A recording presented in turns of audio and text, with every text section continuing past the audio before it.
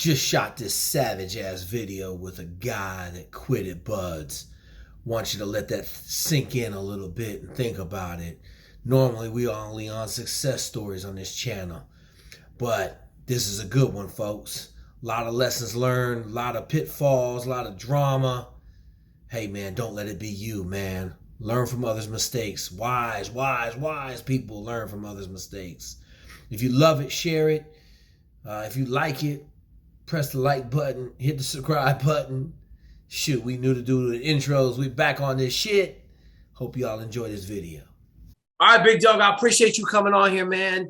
You know, normally we talking to people that are trying to aspire to be SEALs, and everybody says I'm batshit crazy when I tell them that, like, being prepared for SEAL training is completely on another level, and then being able to go out there and crush Buds is a different level altogether. Talk to me, man, about your journey a little bit. I know you went to Buds and you quit. Did you quit or did you get hurt? What happened at Buds? Yeah, I quit. I Okay. quit, and I did get hurt, but I quit. Okay. All right, and talk to me. Let's go back a little bit because I want to talk about kind of the whole process a little bit with you. The recruiters, the dive motivator, like, were the recruiters like, what were your times before you went to boot camp? What were your PT times? So my best swim ended up being 9:32. I did my best run was like an 8:53. Okay. I was doing in the 80s for push-ups and sit-ups, and then I hit 19 pull-ups. Okay, so solid. The only thing that was hurting a little bit was your swim, correct? Yeah, that was always my weak spot. Okay, and then talk to me about how many miles a week were you running? I was running anywhere from 25 to 40 miles a week. Okay, so that's solid. And Yeah. then what about the swimming? What was that? I said, what about the swimming? Like, how much swimming were you doing? I was at least swimming. When I would get in the pool, I would at least swim a mile. Okay. I never did any fast swimming, and I didn't focus on any intensity. So I was like, I could swim for a while, and then I just wasn't swimming fast. And then, I mean, when I threw on the fins, like, I was 160 pounds when I joined. So I was, I'm 5'10". So I was like pretty scrawny, like kind of weak. So like throwing on the fins, that was a soul crusher when we got to, when we were doing like 2-mile swims and everything. It was like, I just didn't feel like I was prepared enough.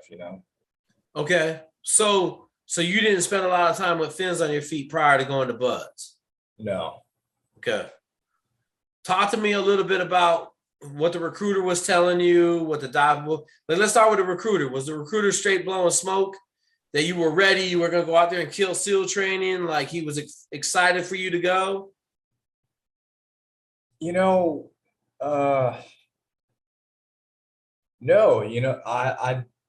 I don't think he was like excited, but he wasn't saying like, oh, you're not going to make it, but he wasn't saying you are going to make it. I swear, I think that they kind of they see that you get some decent times and some decent numbers on your PST. Yep. And they say, oh, all right, well, we're going to give you a contract, and that you could prepare more. Okay. I kind of got rushed into the whole process because like my recruiter, they were doing all the paperwork, but then the special, like the SEAL recruiter on that side, they were like, well, you auto qual, even though I didn't like auto qual all the way around. Okay.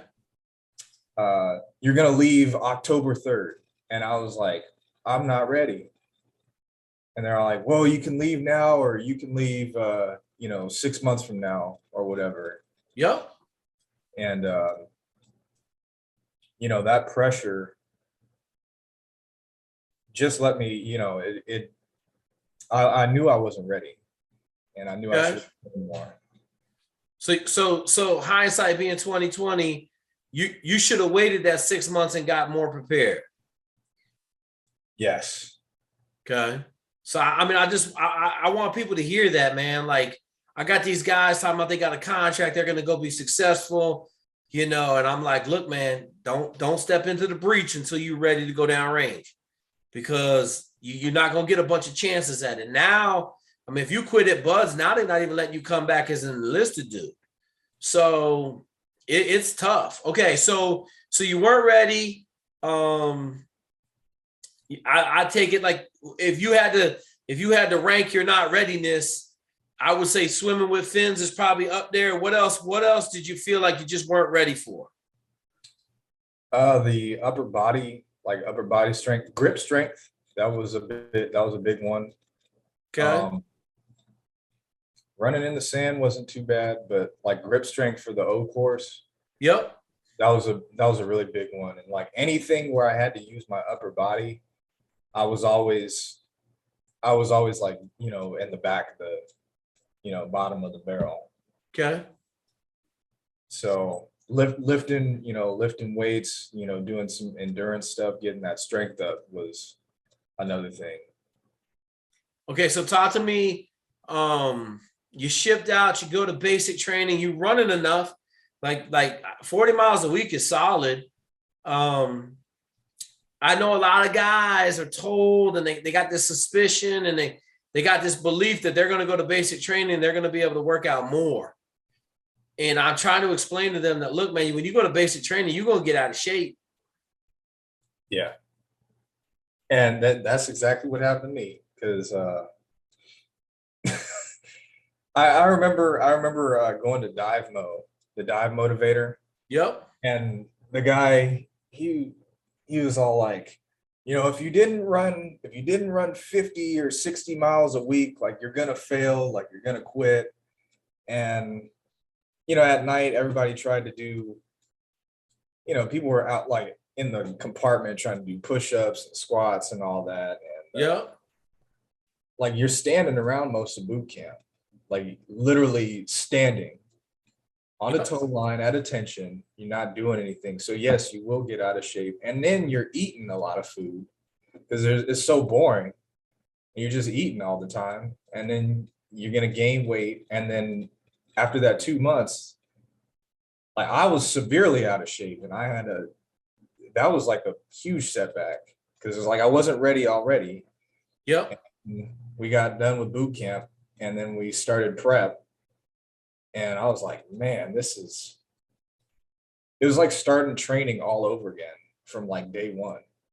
It's crazy because I got a guy in boot camp right now, and I got another guy that just came out of boot camp, and I had a kid 2 years ago that made it through Buds, 3 years ago now. And it's crazy because I try to tell him, look, man, second you get out of basic, you got to start training like a fucking animal, man. You got to start running at night. You got to start lifting at night. You got to go on runs on Saturday mornings, because prep ain't going to get you ready. You know, and that's the thing that a lot of people struggle with, because they come out of boot camp and they out of shape, and then they don't kill themselves for that 2 months before you actually get the Buds. Now prep is at Buds. But I still tell everybody, like, look, man, if you're not addressing your weak points, swimming at night, running at night, and then doing whatever they got you doing in the day, you're not going to be in shape enough to make it. Yeah, that's 100% true. Yeah. I mean, it's not like you don't have time. Like you get the weekends off. So like whatever week area you got, whether it's treading or swimming with the fins or running, like you can definitely put in that extra effort. Yep. But, okay, so you get done with boot camp, you're completely out of shape. Kind of what was your path? I know you talked a little bit about it, but what was your path? You had prep up at Great Lakes, I take it? Yes. Okay. So talk to me about just that. You had 2 months? Yep, it was 2 months. It was winter time. And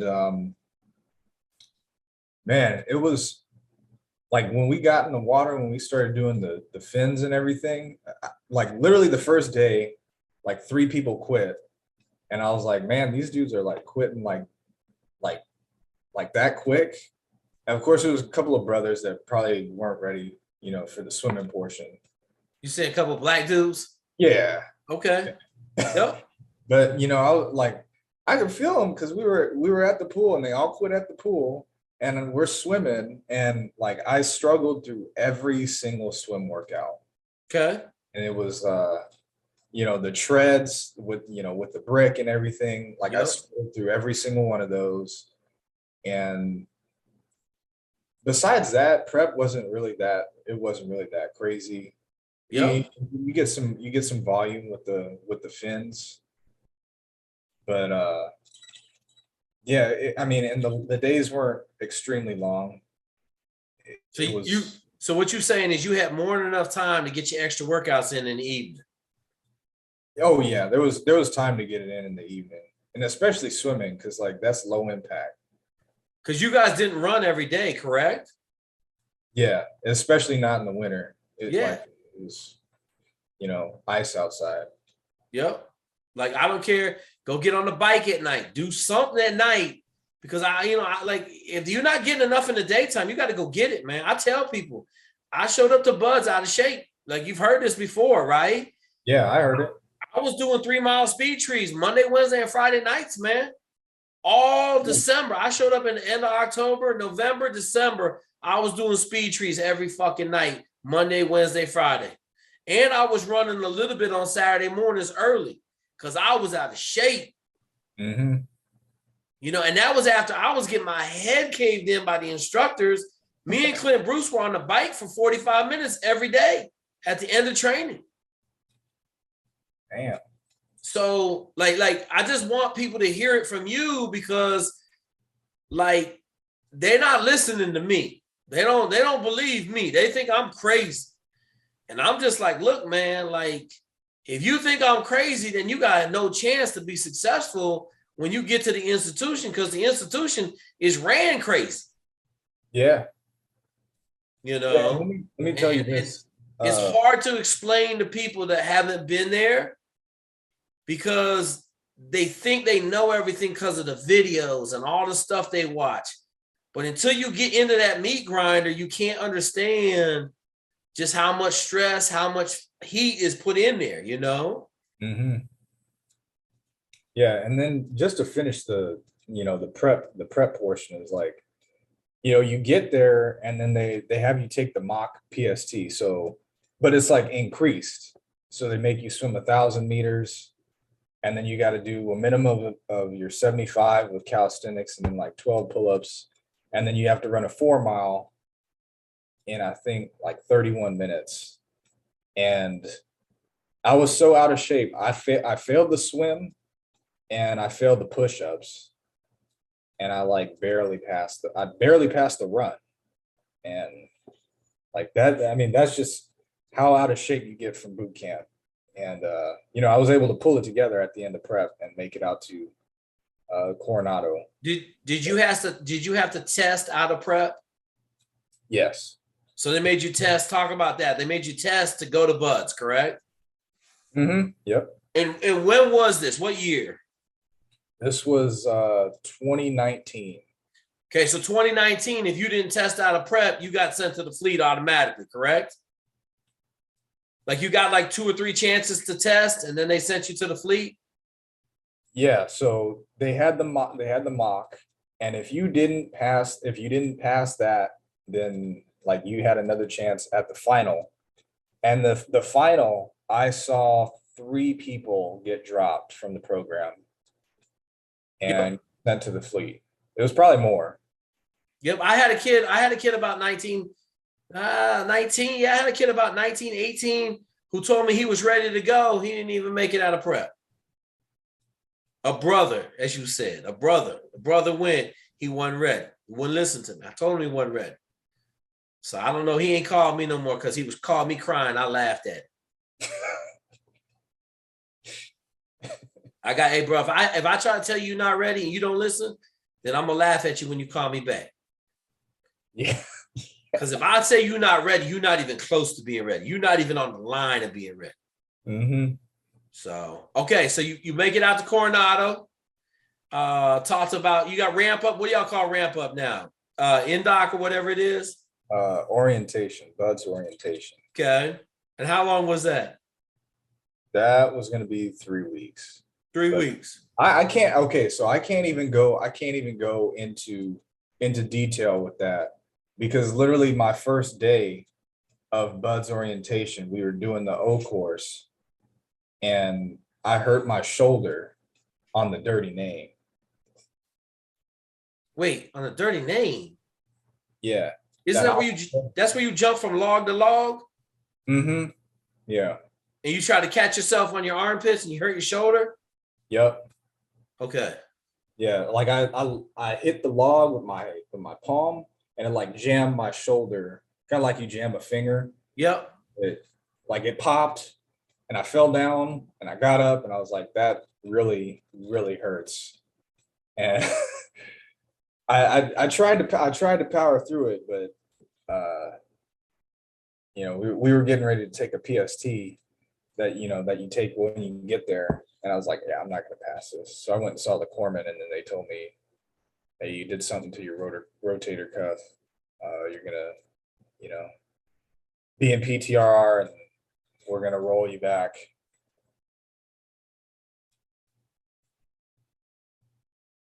Okay, so you went to PTRR? Yeah. And got rolled back. Did you make it out of PTR? Yeah, I did. Okay, so all right, so we're going to talk about this whole journey because I think it's important for people to understand, man, like one fucking trip on the dirty name and your rotator cuff is fucked up and now you struggling at Buds. And I try to explain to people, like, it's a fucking cunt hair, man. Like, you're a cunt hair away from getting kicked out of the program at any minute. I had a guy in my class fall off the fucking top of the cargo net, right? Oh my God. Yeah, bro, they was trying to be slick. Like, you probably they don't do it no more. I'm sure they outlaw that shit. But dudes would flip hand to feet. Or they would just catch their feet and they would fall the whole way down the cargo net.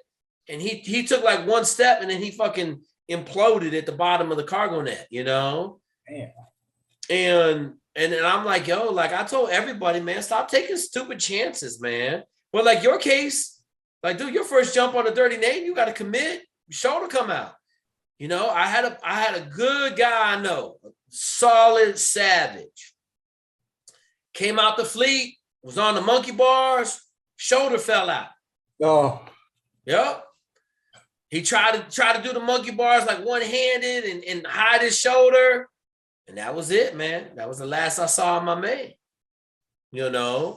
So I want people to hear one attempt at the dirty name, shoulder pops out, you and PTRR. Talk to me about PTRR. What'd you do? How long were you there? All right. So PTR, I skipped one class, and then I was in 336. I skipped 337, and then I rolled into 338. And PTR, like we did 2 mile swims. We did 4 mile time runs, and we did O courses. And there we also did like some pretty light PT. And that was okay. But again, like you have, I mean, in PTR, you really have a lot of time. You got a lot of time, bro. They don't care about you too much over there. You go on runs and swims all you want in the evening. Yeah. Really in the afternoon, because most of the time you guys are done unless you're doing something like 2-3 o'clock, right? Yeah. We were done by 3 o'clock most days. Yeah.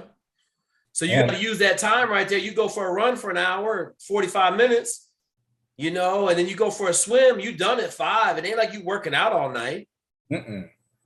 Okay. So let me ask you this psychologically, being in PTRR, watching the other classes go through, you watch a class go through Hell Week. Like, did you work Hell Week? I did work Hell Week. Okay. So psychologically, were you watching from the sidelines thinking to yourself, this shit ain't that hard? well, I was a white shirt, so I didn't get to watch all of Hell Week, but what I did get to see was like you saw the guys that you thought would make it. Like you'd be sitting in the little classroom where all the Hell Week drops go because they gotta like watch them for a few days. Yep. And then you see the names go up on the board and you're like, what? And then you see those guys and you talk to them and they're all like, yeah, like I just can't do it. And then literally a few days later, they're like, oh, that was like such a regret, like I regret it. And then you see your buddies move forward into training, and it kind of gives you a little bit of a fire.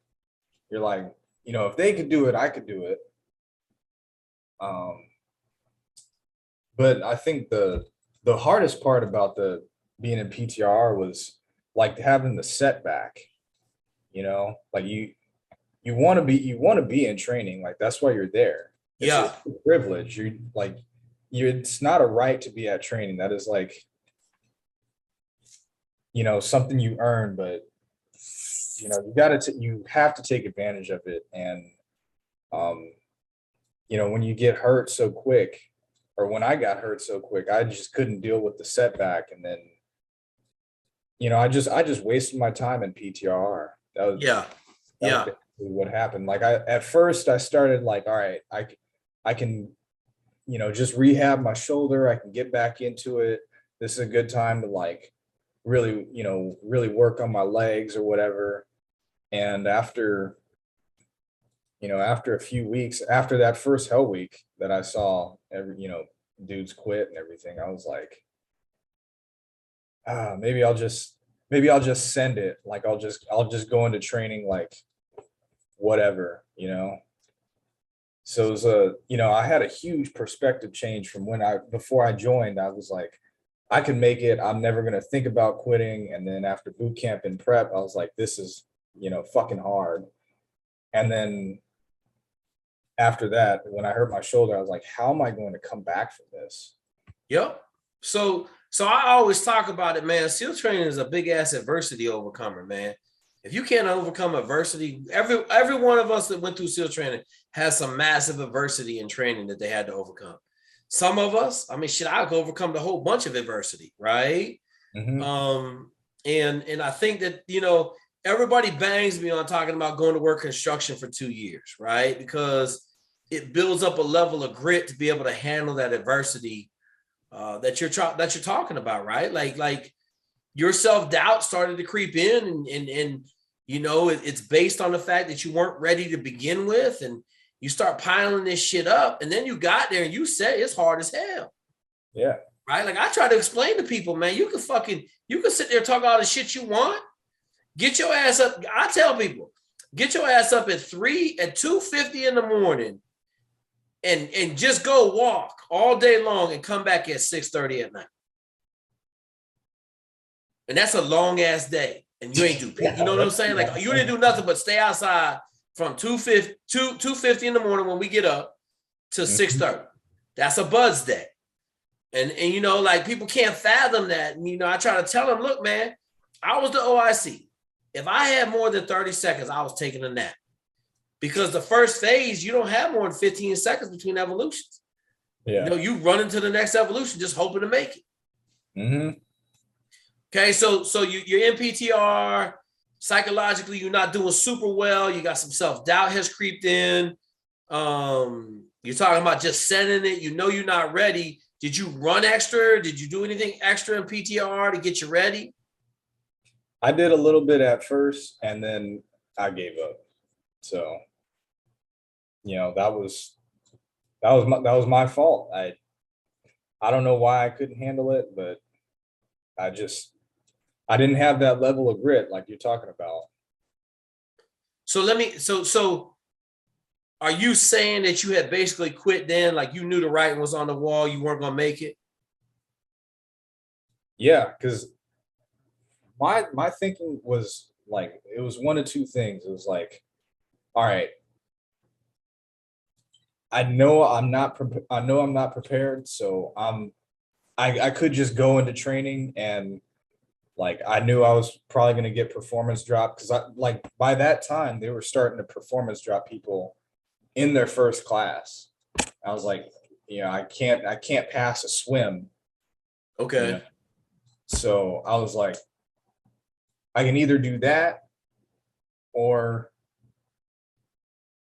I'm just gonna throw in the towel. So like I tried during the evolutions, I tried my hardest and I wasn't passing, and it was because I wasn't doing the work in my off time because I had just given up on myself. And then Okay. that's at that point when I was like, all right, clearly I'm just gonna be gone anyway. So So this is so you and PTR. This is kind of fuck it. Let's send it down range. Get this shit over with. I know what's coming. yeah, yeah, Okay. So talk to me. You classed up with 336. yeah. Classed up with 336, or well, 338 after PTR. Okay. And yeah, I was in there for a few days, and we did we did our first ocean swim, and it was 1 mile, and I'd swam like a 40, I swam like a 45 or something, or like a 43. It Okay. was failing time. And I walked up to the instructor and I'm like, Stuart 43, whatever. And he's like, hey, so you're gonna have to get that down. Like if you're gonna continue in training. He was a really nice guy, but he's like, you're gonna have to get it down. And I was like, "Ooh, yeah, instructor." And at that point, I was like, how am I gonna get it down in a week? Like I've I've had 2-3 months to prepare for this, and I did not do anything because I'm sitting there sulking, Yep. crying about it, watching uh, my other buddies that I went through boot camp go on and get their brown shirts and go into second phase. And that's just what you don't do. Like if you want to make it through SEAL training, if you do suffer an injury, you just have to suck it up and then work on what you can work on. And then once you're rehabilitated, you got to get back into it. And that's what I didn't do. So I'm gonna put some perspective on it for you. I've got a number of guys that fail drown proofing, right? They got to go swim 10 100s every night, Monday to Friday. Then they're gonna work on drown proofing for 4 hours in the morning, 4 hours in the afternoon on Saturdays and Sundays, right? Right. Like my guys that struggle on something, we're gonna use that nighttime. If we don't sleep, we don't sleep. We getting crushed in the daytime, but you gotta have to fix it while you're in buzz. Like I told you, I was running at night, man. Mm-hmm. Like it's insane to me to think about it, but like I had to. I wasn't fast enough to pass the 4 mile time runs. I either ran at night or I didn't pass, and I ain't big on failing. So okay, so you end up you class up with 338, and just talk to me about like so Sunday you start Sunday. You do all the stuff. You cut your hair. You did all that stuff. Yeah. Mm-hmm. And then you rolled into now, wait, was the first mile swim, was that in phase or was that the class up swim the week before you actually start? That was like that was again during orientation for. Yep. So Okay, I thought so. that was the first week. So That's the first week of orientation. yeah. Okay. Yeah. So I mean it's nothing crazy. They're just, they're getting you to do the evolutions that you're going to be doing. So Yep. Teach you the O course, make sure you're safe over there. You do a mile. Did you do your swim in the bay? yeah, we did it in the bay. Yep. So you're not even in the ocean yet. You went on your run. They're just giving you some orientation. So you had 3 weeks of orientation, or was it 1 week? It was supposed to be 3 weeks, but I only stayed in for the first week. Okay. So so talk to me. So how many days did you actually make in an orientation? 4. 4 days. You quit on that 4th day? Yep. I was like that other dude you were telling me about, like 4th day. And I was like, yeah, I'm going to fail. Yep. Yep. And and I want people to hear this, brother. I appreciate you coming on here, man. I know it's hard to talk about, and that's why, I made sure I don't have your name in this. I know it's probably something you're gonna look back in life and just be like, fuck, man, I missed the opportunity. I'll tell you this, we all got them, man. Like I told my dude that just shit out the bed on Thursday, man. Fuck it, life goes on. Like something bigger and better is coming for you, something better for your family.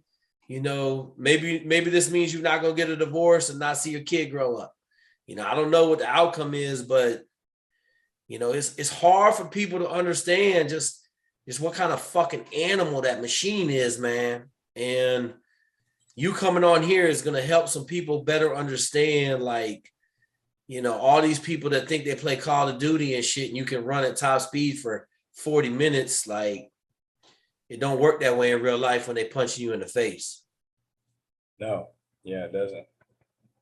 So talk to me, just kind of, obviously you have been thinking about it for a couple of days. It kind of built up. Was there a culminating point in Buzz that made you just say, fuck it, I'm done? Yeah, it was when I failed that swim. Okay, so after that swim, you just said, this ain't gonna work out. Yeah, there was no way I was going to be able to prepare in time for our test out and first phase. Like I was going to get crushed. And how many? Talk to me about this. So you weren't the only one. How many people that week quit? I had one guy quit right next to me, and then a few people quit before me. We started that class with over 250 people, and I think at least like a dozen people quit. And just before you even got to phase, you ain't even got to phase, people quit. Yeah, that's the hard thing. People don't understand that, man. I tell people, man, look, we were in PTRR, waiting to class up, waiting for that ramp up NDOC phase. And we had people quit, man. We were swimming 4,400 every morning in the swimming pool. Because we got there in October, November, January. We were a January class. Like, it was just, PTR was hard as fuck, And I know we talked about having extra time at night, but I just remember, man, them swims, we had to be in the pool at 5 o'clock because the class came in at 6. And it was real, Yeah. So. All right. So you rang the bell. Talk to me. Let's talk a little bit about what happened afterwards, kind of what you're doing now, and just like mindset wise, was it a positive for you to go to Buds? Like just talk to me about kind of the post quit. Did you go on a drinking bender? Like my dude that quit like 4 years ago. Like we had to snap the shit out of him because he went on a drinking bender for like a year. Yeah, I did that. Yeah, I actually went on a terrible bender. Yep. And you know what? I was ashamed. I was ashamed of the fact that I had gone to Buds and quit. So that was hard. And then, when you're doing like your processing into the people where you're going to transfer. Yep. Like they treat you like you're a quitter too. They don't treat you like you're some E1 in the Navy. Like, oh, hey, shipmate. They treat you like a quitter. So you're talking about the rest of the guys in the Navy, like constantly reminding you quit Buds. Yeah. Yeah. And I mean, like, I was ashamed of it for like probably up until now. Like, I left that comment on your video 10 months ago and I thought about it. I was like, do I really want to share? And I was like, yeah, I should probably share because otherwise I'm just hiding it and I'm not helping anybody, How long ago was 338? That was July of 2019. Okay, so two full years ago, almost 3 years ago now. Yeah.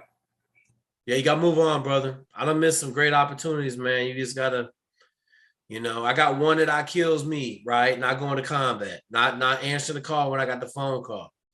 You know, but like I got a wife and 3 kids, man. Zero chance that I got that a great family. Zero chance that I'm able to do what I'm able to do if I had took that call and answered that, right? And so we all got them, man. We all got them fucking regrets that you just look back on. You know, the babe you passed on, you like, oh man, and now you looking at it like, though I should have did that. So, all right. So talk to me. You in the fleet right now? Sounds to me like you got a good job. You ain't got to talk about the job you got, but like, you know, the fleet. Like I know a lot of people terrified of going on ships. You know, but it's a recruiting tool for the Navy, man. People don't understand. Like 1,000 people show up at Buzz and only 200, 250 graduate. That means 750 people are going to the fleet from Buzz. So just, you know, you've talked a little bit about, you know, everybody treating you like a quitter. You having to prove yourself every day, aren't you? Yeah, and I proved myself pretty quick. And I mean, like the recruiters, for anyone that's trying to join the Navy, the recruiters know that 80% of the people that come in talking about SEALs are not going to make it. So, you know, they're happy to help you real quick. But yeah, I was able to prove myself real quick because the people that do quit Buds, they aren't the average sailor. Even if you didn't make it, like you, if you're not a turd, like you're gonna be above average, you know, Yep. of the normal guy. Because the normal guy wants to do his 4 years and get out, or he wants to, you know, hit E6 and then coast for 20 years. Are you E5 already? Yes. Yep. So like within 3 years of being in, like I made it to E5, and no one has anything bad to say about me, and they all know that I went to Buds because you know, I'm tired of hiding it. It's, you know, it sucks. It So is what it is, man.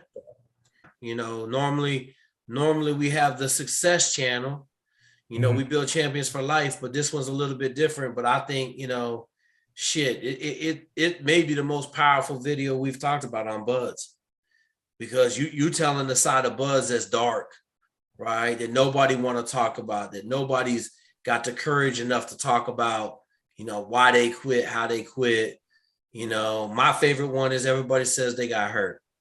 Oh man, I got hurt. I got hurt. Nobody said they quit, you know? Yeah, you never meet a Buds quitter. Yeah. Like, oh, I failed this and I got dropped, or oh yeah, like I got hurt. But Yeah. no one will ever say that they quit. Yeah. Because even the people that get med dropped or whatever, or performance dropped, at one point they gave up on themselves because they said, all right, well, it's, you know, I'm just gonna, oh, my leg, I'm done. Med drop me, please. You know. Yep. Yep. Let's see. Crazy, brother. Well, shoot, man. You got anything else you want to share, man? Is anything that we missed? I mean, you tell me. It's your time, brother. I appreciate you coming on here, dude. 100%. Yeah. So, like I watched some of your videos, and you know, you talk about like people not glamorizing the SEALs, and you know, considering the Army and what I want to say is like there's different branches of the military for different people, and you know, if you're not a strong swimmer but you really want to be a SEAL, like you should probably like just be a little bit more realistic and consider maybe a different path. You know, if you want to make it work, like you can make it work, but like another part of making it through training is like, you know, you got to be realistic in what you've done so far, and what, you know, what you need to do to move forward. Um, so swimmer swim and, you know, rock sink. Yep. Yep. Let me ask you this because I hear this a lot, man. Do you think anybody can make it if they work hard enough? Having been there and experienced the beast, do you think anybody can make it if they work hard enough? No. Okay. And I'm glad you said that, because like that may be the biggest fallacy going around America right now, that all you got to do is work harder to be successful at buds. And I tell kids, man, that's the farthest thing from the truth, man. You know, if you grew up with a silver spoon in your mouth and you never faced any adversity, I don't care how fast you run or how fast you swim, you're going to quit. Yeah. Yeah. And I mean, I would just want to tell people like, too, like I was 21 when I joined, and I'm getting ready to turn 25. And I really wish I had either continued going to school, or like we talked about earlier, waited that extra few months to join the Navy. Yep. And like unless you're like 30 years old, unless you're pushing 30, if you're, early adult, late teens, mid 20s, like you can wait a little bit of time, and the Navy is always going to be there. The military is always going to be there. And just making sure that you're prepared is going to, determine your success. Because, now I'm sitting here and like, if I want to go back to buds, I got to do the whole package process again. If I want to do anything, I'm kind of like, I have these extra steps. So you can't take how easy it is to get into the Navy or the military at first, to go from, being a civilian on the street and then getting into the pipeline. You can't take that for granted, because that is going to be the easiest time to get to that training. So don't waste it. Yeah, absolutely, brother. It's hard, man. I tell people, I got all these guys in the fleet trying to get there, and they on ships and they ain't running. They ain't swam in 3 months. And I'm like, look, man, like I came off a ship. I know what it was like. I was in the best condition of my life in March, April, wrestling on the All Navy wrestling team. Mm-hmm. And I got off my ship in October in the worst condition I'd ever been in. And like, I ran 2 days in the cold in Virginia. I called Margaret and said, hey, man, can I go to Buds? She's like, are you ready? I said, no, not even close. I'll figure it out when I get out there. Yeah. And I thought about it. So I was at home in May, man. And, like, shit, I'm 50, right? So my knowledge is 30 years of teams now, right? Like 30 solid years of Navy shit. So I was at home in May cleaning out my mom's house, and I was like, yo, why didn't you just come back here and train where you were made, right? Where I was made in the fire of Steilacoom, Washington, on the hills, in my hill that I ran up, and then my hill I ran down to get fast. Like, why didn't you come out here and train right here in the heart of who you are? And it was weird because in May, I was there for 14 days by myself, cleaning out my family home, man. It was hard. But I thought to myself, and a lot of times, man, that solution don't come into your head, right? Like, yeah, I was living on my own. I've been on my own at that point for 2 full years, 2 years. And I didn't even occur to me, man, go home for 2 months. Instead of going straight to San Diego, drive home to Washington State, spend, October, November training like a savage. I had the community pool, right? The community college pool right there was 50 cents. Man, everything I needed was right there to like show up in buzz in world-class condition. And I would have been in the right mental mindset, right? Training on the same hill that I won a state championship on. But even I didn't make that decision, and it's crazy because now the path is so clear for me for these young people to be successful when they go to Buzz or the, Green Berets or the RASP. The path is so simple. It's staying on that path and grinding your face off, and then having somebody to kind of guide you along the way. Because there's probably 15 different evolutions in SEAL training I could have got kicked out for. 15, right? At least 10 runs and swims. So that's 10 right there, 5 each. And then, I failed drown proof and I passed out in drown proof and I passed that. You know, the O course in third phase on the island was killing me. I couldn't pass the rope transfer. And then on my last attempt, I figured it out. You know, it's just any number of things because, like I said in the beginning, man, that cats think, you know, like I never thought about quitting in buds, but shit, there was some times like John Zen punched me in the face because I was crying on the last 2 mile time swim. I had to pass or I was getting kicked out. You know, and I ended up passing by 17 seconds. John Zen punched me in the face about 400 yards from the finish line because I had given everything I thought I had. Yeah.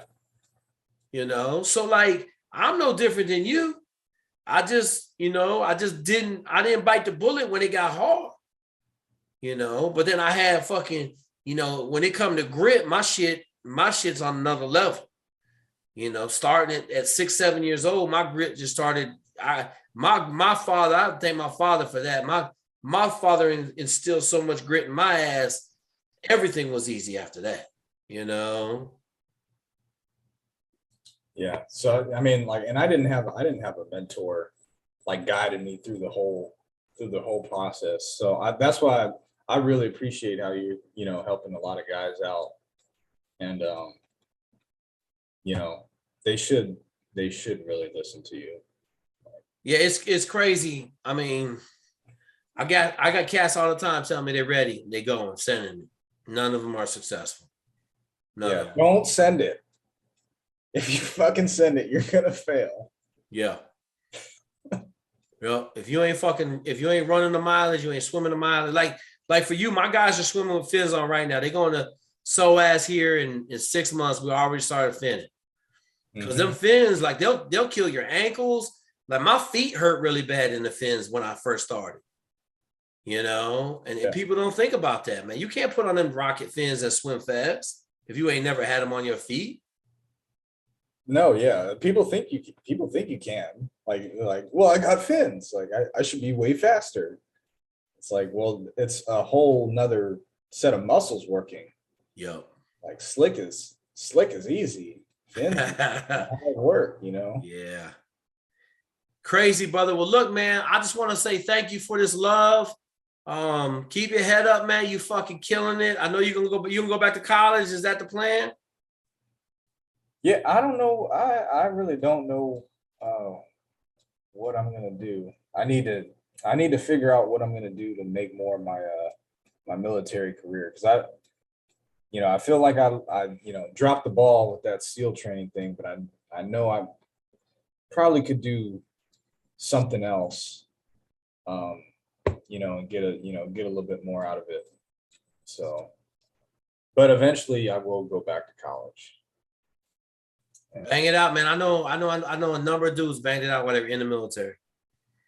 You know, banged out their 4-year degree in the military. Mm-hmm. I mean, I'm not one to sit here and preach that everybody need college. I just know college helps, you know, and I don't know what you came from, but I know I ain't come from a whole lot. And college has saved my life. Master's degree has saved my life. Right? It's given me the ability to earn enough money to be able to provide for my family, and it's opened a lot of doors for me. So, well, look, dog, if you need anything, give me a call, man. I appreciate this time. You know, it's crazy you left that comment, like you said, 10 months ago, and we kind of bebopped around the shoreline, and now we got to sit down. I knew this was going to be powerful. It was far more than I expected, brother. So I thank you for that, man. Yeah, thanks for having me.